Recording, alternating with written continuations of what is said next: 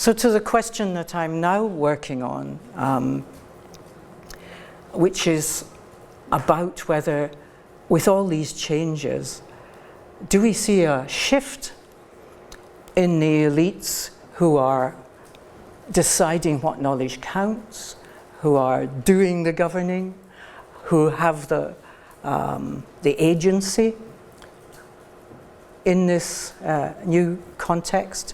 So I'm asking questions of myself, really. Are these new elites? Can we identify them? In what sense?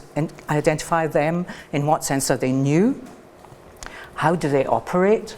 Well, there's a suggestion from, can't read the text on that screen.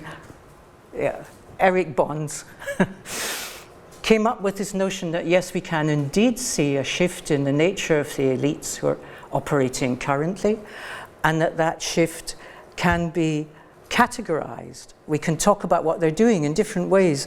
First of all, they suppress information, knowledge that they don't want to get into the wider public. They contest it by pouring scorn on particular forms of knowledge. And there are some of us in this room who have had that experience. You know, this isn't good research, this doesn't count, we don't need this information, go away and shut up, essentially. So there are very powerful ways, including control of funding, in dismissing research findings that people don't want to hear. There's elite knowledge production commissioned from research centers, new research centers, independent think tanks, sponsored scientific activity, as well as government increasingly commissioning its research directly without any intermediary agent.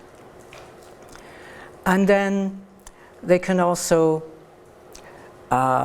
select the information that counts and the information that doesn't count through their continuing control of media, through the ways in which they can publicize information that they want to have out in the public arena. So that's those are the questions that are beginning to focus my attention at the moment. And I'm going to also just give you, in case this interests you, because elites are another group that you can focus on to make research questions manageable, just briefly give you some of the background on my current thinking. The quotation at the top I'll come to in a moment. It's about the past.